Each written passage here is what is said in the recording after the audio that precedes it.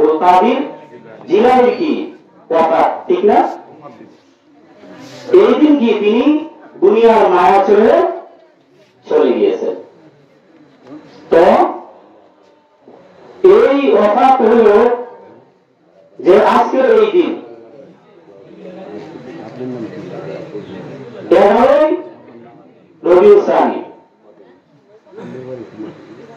11ই রবিউল সানি আজকের দিন থেকে আব্দুল কাদের জিলানী দুনিয়ার মায়া ছেড়ে চলে গিয়েছিলেন। তিনি, আমরা তো হুজুরের জবান থেকে আলোচনা শুনেছি অনেক, কিন্তু আজকের আলোচনার যে মূলনীতি শুনতে হবে না, ঠিক না? মূলনীতি কি শুনতে হবে। আমরা হয়তো কি সারাত্র কি কমলারানীর গল্প শুনেছি না? কমলারানী কি মহিলা না পুরুষ? কথা বলেন না কেন? কথা বলেন না কেন? কমলারানী কি মহিলা না পুরুষ? তো সারাত্র আমরা কমলারানীর গল্প শুনেছি। এবার সকালে যদি বাসায় একজন আরেকজনকে জিজ্ঞাসা করি কমলারানী কি মহিলা ছিল না পুরুষ ছিল, তাহলে সারাত্র আলোচনায় কি শুনলাম? কমলারানী মহিলা না পুরুষ চিনতে পারলাম না, ঠিক না? তাহলে আলোচনার মূলনীতি আমাদেরকে কি করতে হবে? শুনতে হবে, বুঝতে হবে। তো আব্দুল কাদের জিলানী উনার আসল নাম হলো কি? মহিউদ্দিন, ঠিক না? মহিউদ্দিন আব্দুল কাদের জিলানী। জিলানী তার জিলান শহর, তিনি ইরাকের জিলান শহরে তিনি জন্মগ্রহণ করেন। সেই শহরের নাম অনুসারে ওনার কি উপাধি রয়েছে আব্দুল কাদের, কি তার ডাক নাম আব্দুল কাদের জিলানী, তার ডাক নাম। আসল নাম হল মহিউদ্দিন। তিনি 470 সনে জন্মগ্রহণ করেছেন। আর আজকের এই দিনে 11ই রবিউল সানি দুনিয়ার মায়া ছেড়ে তিনি চলে গিয়েছেন। এবার আব্দুল কাদের জিলানীর বাবার নাম কি আছে? কোথায় আছেন? আলহামদুলিল্লাহ চলতেছে, ঠিক আছে, আল্লাহ সহি সালামত নিয়ে যাক।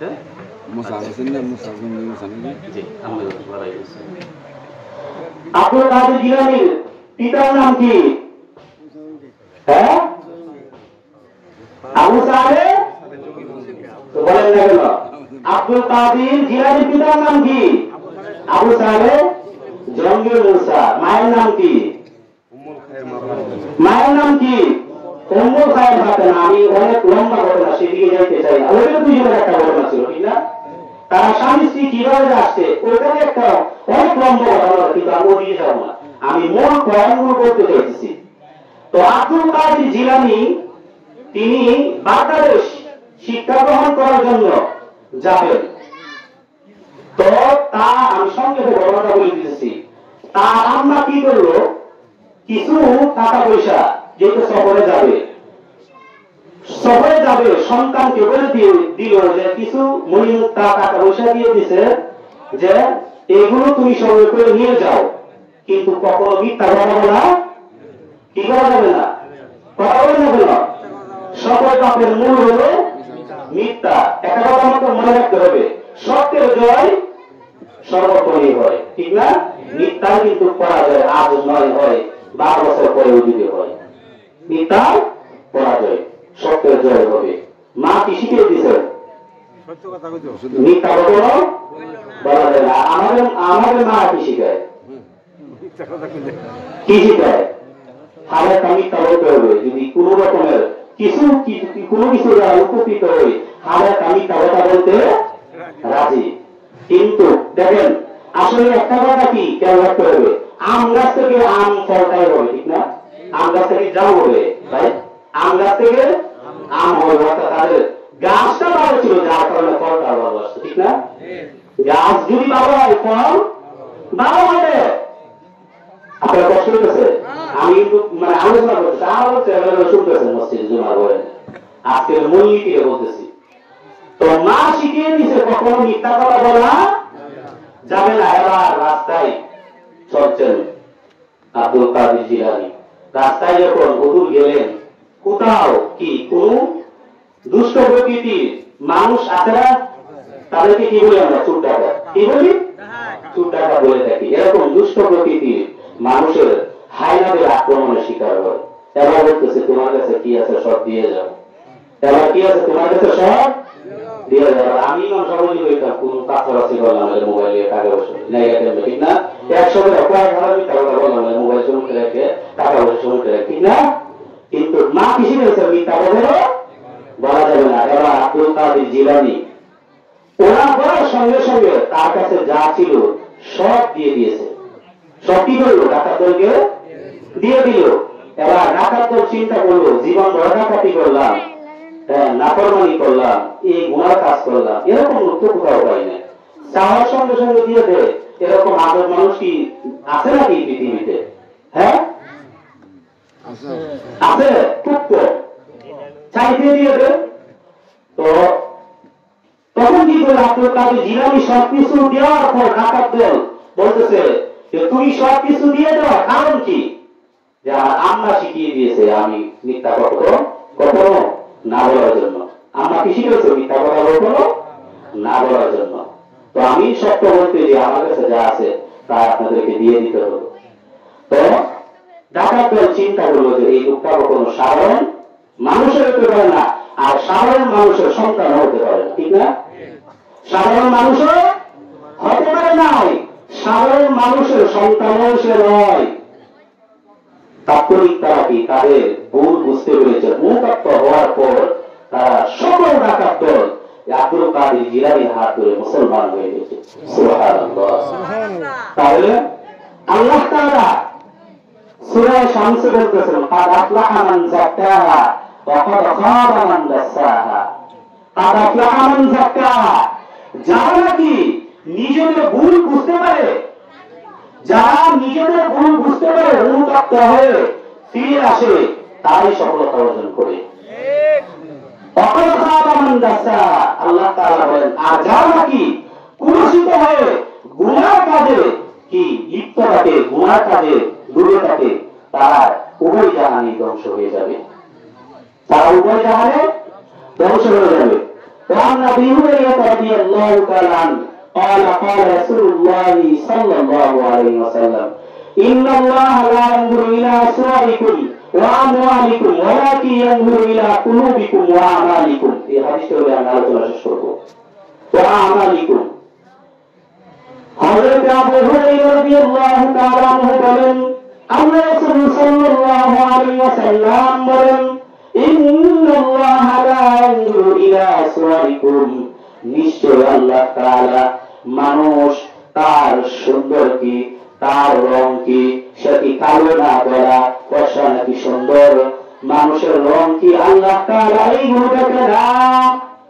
আল্লাহ তাআলা এইগুলো দেখে না মানুষ সম্পদশালী কি নাকি সে গরিব মানুষ। কারণ আল্লাহ তাআলা আপনাকে সৃষ্টি করেছেন কালো রূপ দ্বারাও, আপনি আল্লাহর সৃষ্টি, আপনি ধনী হই গরিব হয়ে থাকেন, সব কিছুর দান আল্লাহ তাআলার। আল্লাহ রাসূল সাল্লাল্লাহু আলাইহি ওয়াসাল্লাম বলেন ইন্নাল্লাহা লা ইয়ানজুরু ইলা সুওয়ারিকুম ওয়া আমওয়ালিকুম ওয়ালাকিন ইয়ানজুরু ইলা কুলুবিকুম ওয়া আমওয়ালিকুম।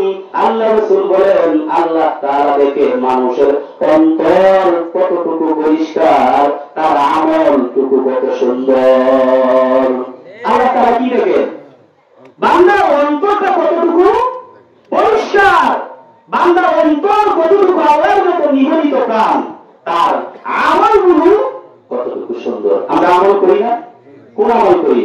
আমল দুই ধরনের হয়, নেক এবং বদ, ঠিক না? আল্লাহ তাআলা দুটোই দেখতেছেন, কিন্তু যেহেতু সুন্দরের কথা এখানে বলা হয়েছে, নেক আমলের কথাই বোঝানো হয়েছে। তো এই জন্য আমরা এই মাহফিল আলোচনা কোরআন ও হাদিসের শোনার মূল উদ্দেশ্য কি?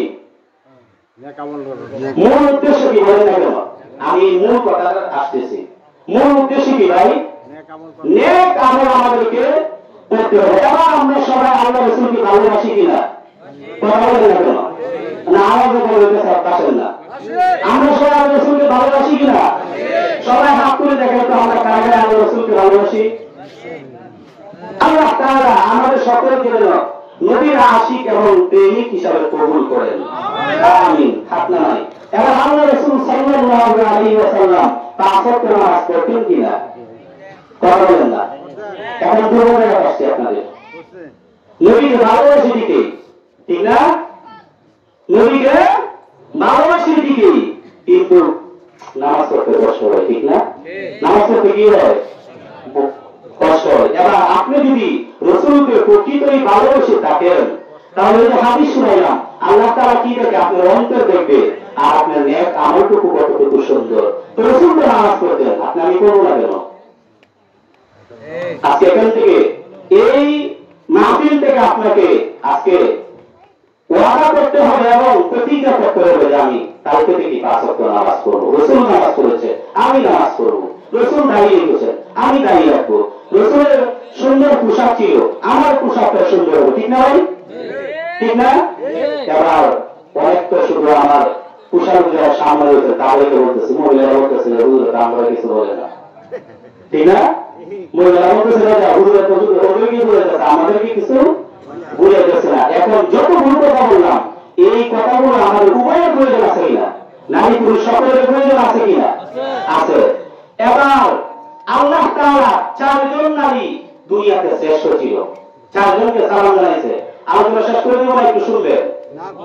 শুনবেন না? শেষ করে দেবো অল্প সময়। যেহেতু মহিলা আপনারা যে পোশাক আছেন তাতে দ্বিগুণ মহিলা পিছনে, দ্বিগুণ মহিলা পিছনে আলোচনা শুনতেছে। মহিলাদেরকে বলবো, আপনারা নিজেরা যদি কন্ট্রোল করতে পারেন, নিজেরা যদি আপনারা এই আপনার পরিবারের সঠিক নেতৃত্ব পোষামুক্ত দিবে, কিন্তু নেক আমলের ক্ষেত্রে যদি আপনারা সঠিক নেতৃত্ব দিতে পারেন, একটা পোষামুক্ত নামাজি বেনামাজি থাকার কথা না। এই দুঃসময় আমাদের মা বোনদের, ওরা নামাজ পড়ে না, মোবাইল থেকে টেলিভিশন থেকে বাচ্চাদেরকে দিয়ে দিচ্ছে, ওরাও দেখতেছে, নামাজ রোজার খবর নাই, সন্তান রোজার কোন খোঁজ খবর নাই, না আছে পড়ালেখা কোন কিছুই না। 4 জন নারী কি ছিল দুনিয়ার? আল্লাহ তাআলা নিজে সালাম জানাইছে। আর 5 জন নারী শ্রেষ্ঠ ছিল। কয়জন? 5 জন নারী কি শ্রেষ্ঠ ছিল? 5 জন নারী শ্রেষ্ঠ। তার মধ্যে একজন ছিল ফেরাউনের স্ত্রী আসিয়া। ফেরাউনের স্ত্রী আসিয়া কি করেছেন? একজন জালিম বাদশার স্ত্রী হওয়ার পরেও ঈমানের সবচেয়ে বেশি পরীক্ষা দিয়েছেন, ঠিক না? যে পরীক্ষাটা আমাদের মা বোনদের দেওয়া সম্ভব না। একজন জালিম বাদশার স্ত্রী হওয়ার পরেও ঈমানের সবচেয়ে বড় কি পরীক্ষা দিয়েছেন হযরতে আসিয়া, ফেরাউনের স্ত্রী। এখন এই জগতে আমাদের এলাকায় এরকম একজন আসিয়া পাওয়া যাবে? ঈমানের পরীক্ষা দেওয়ার মতো সম্ভবই পাওয়া যাবে। 2 নম্বর দ্বীনের জন্য, ইসলামের জন্য সবচেয়ে বেশি সম্পদ ব্যয় করেছে রাসূলের প্রথম স্ত্রী হযরতে খাদিজা। সুবহানাল্লাহ। রাসূলের প্রথম স্ত্রী হযরতে খাদিজা দ্বীনের জন্য সবচেয়ে বেশি সম্পদ ব্যয় করেছে। কারণ হলো আমাদের যে কয়েকজন রাষ্ট্র ব্যক্তি ছিল তার মধ্যে প্রতাপশালী ব্যবসায়ী একজন প্রতিষ্ঠিত লোক ছিল হযরতে খাদিজা। সবচেয়ে বেশি দ্বীনের জন্য সম্পদ ব্যয় করেছেন। রাসূলের খতম মুবারক দিয়ে দিয়েছেন অপর সম্পত্তি, আপনার যা ইচ্ছে এবারে খরচ করেন, আমার কোনো আপত্তি নাই, আমার কোনো আপত্তি নাই। দ্বীনের জন্য সবচেয়ে বেশি দান করেছেন, দ্বীনের জন্য সবচেয়ে বেশি সম্পদ ব্যয় করেছেন। সবচেয়ে বেশি 5টা লোকের নাম বলতেছিলাম, এখান থেকে আমি একজন জিজ্ঞাসা করলাম কোন 5 জন বলছে বলতে হবে, আমাকে মনোযোগ দিয়ে শুনতে হবে। মহিলারা আছেন, কথাগুলো মনোযোগ দিয়ে শুনি। আপনাদের জন্য কথাগুলো বলা হচ্ছে, বিশেষ করে মহিলারা আছেন, আমরা কথাগুলো শুনি। কোশ্চিনকারও স্বামীদের সঙ্গে বেয়াদবি করা যাবে না। সন্তান যদি সুসন্তান বাড়িতে চান, আগে নিজেকে মানুষ করতে হবে, নিজেকে আগে সকল ন্যায় নিষ্ঠা আদর্শ তৈরি করতে হবে, এরপর আমার সন্তান মানুষ হবে।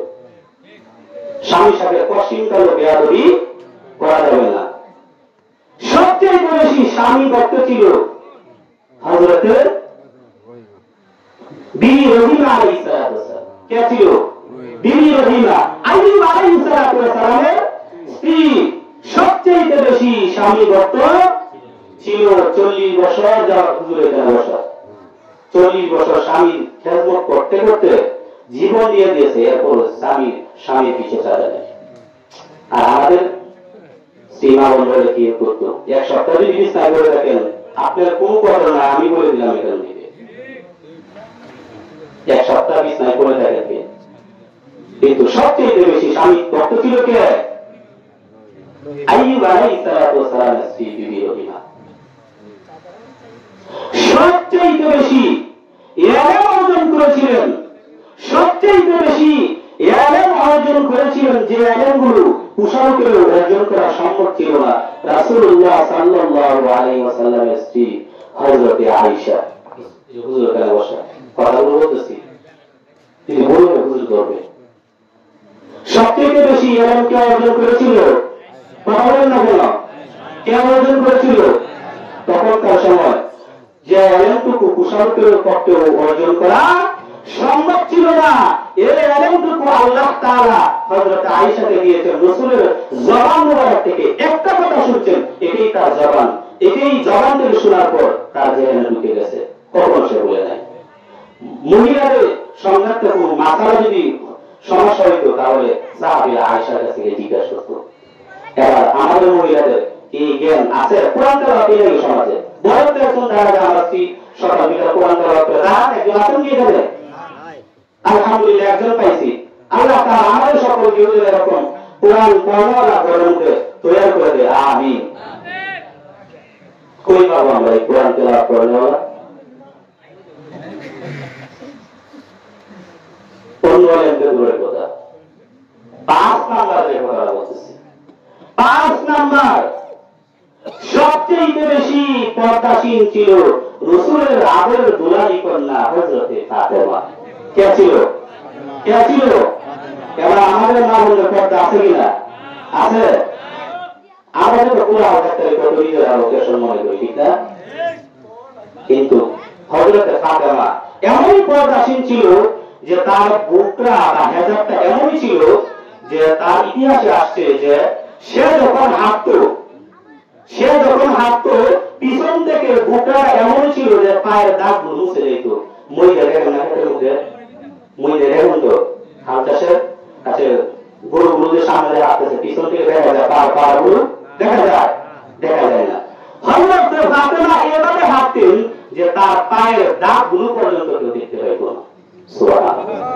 এবার আমরা এখানে যারা আছি, আমরা কি সবাই চাই যে আমাদের সন্তান, আমাদের স্ত্রী, মা বোন পর্দায় থাক? চাই কিনা? ইনশাআল্লাহ আমরা সকলেই এই আমলগুলো করবো। আজকের আলোচনায় যতগুলো কথা আমরা হুজুরের জবান থেকে শুনেছি, সকল কথাগুলো থেকে আমরা মূল্যবান যে কথাগুলো মনে হয়, আমার মনে হয় যে আমল করার প্রয়োজন। আপনারা সকলেই এই মূল্যবান কথাগুলো আমল করার মতো আল্লাহ তাআলা আমাদের তৌফিক দান করেন। সকলে বলি আমিন।